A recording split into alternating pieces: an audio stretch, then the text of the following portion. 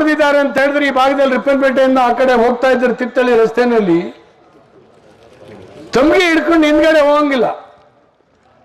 ಅಲ್ಲಿ ವಾಚ್ಮನ್ ನಿಂತಿರ್ತಾನೆ, ಇಲ್ಲಿ ಬರಬೇಡ, ಇಲ್ಲಿ ಕೂರ್ಬೇಡ, ಇಲ್ಲಿ ಇದು ನಮ್ದು ಅಂತ. ಬಹಳ ಕಷ್ಟದ ಜೀವನ ನಮ್ದು ಮಲ್ನಾಡಿನಲ್ಲಿರೋರು.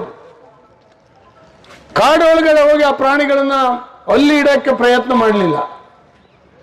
ನಮ್ಮನ್ನ ನೀವು ಕಾಡೊಳಗೆ ಹೋಗ್ಬೇಡಿ ಅಂತ.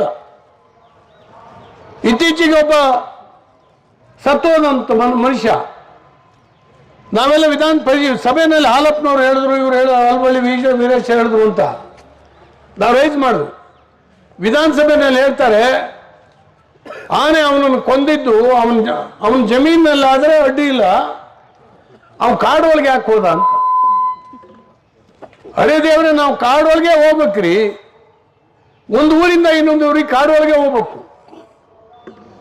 ಅಲ್ಲಿ ನಿಮ್ಮ ಪ್ರಾಣಿಗಳನ್ನು ಬಿಟ್ಟು ನಮ್ಮನ್ನು ಸಾಯಿಸ್ತೀರಿ ಅಂತಲ್ಲ. ಆದರೆ ನೀವು ಸರ್ಕಾರನ, ನೀವು ನಮ್ಮ ಮಲೆನಾಡಿನ ಸಮಸ್ಯೆಗಳನ್ನು ಅರ್ಥನೇ ಮಾಡ್ಕೊಂಡ ಇದ್ರೆ ಇಂಥ ಮಾತನ್ನ ನೀವು ಹೇಳ್ಬೋದು. ದರ್ಗಿಗೆ ಹೋಗಿದ್ದ, ಅರೆ ದರ್ಗ್ ತಂದೆ ನಾವು ಗೊಬ್ಬರ ಮಾಡಬೇಕು, ಜಮೀನು ಬೆಳಿಬೇಕು. ನೀವು ಅನ್ನ ಪುಕ್ಷೇಟೆ ಬರೋದಿಲ್ಲ, ಎಲ್ಲ ಮಾಡಿ ಬೆಳೆದು ಕೊಟ್ರೆ ನೀವು ಮನೆಯಲ್ಲಿ ಕೂತ್ಕೊಂಡು ಗಮ್ಮತ್ತ ಉಣ್ತೀರಿ. ನೀವು ಹೆದ್ದಾರಿ ಒಳಗಡೆ ಬಂದಿದೆ, ಊರೊಳಗಡೆ ಬಂದಿದ್ದಾವೆ. ಇದು ಅಪಾಯ. ನಮಗೆ ಬಹಳ ಪೂರ್ವದಿಂದ ಆನೆ ಎಲ್ಲಿ ತಿರುಗಾಡ್ತಾ ಇದೆ ಅಂತ ಒಂದು ಅಂದಾಜಿದ್ದಾರೆ. ಈಗ ಚೇಂಜ್ ಮಾಡ್ತಾ ಇದೆ, ಯಾಕಂದ್ರೆ ಪಾಪ್ಯುಲೇಷನ್ ಜಾಸ್ತಿ ಆಗಿದೆ.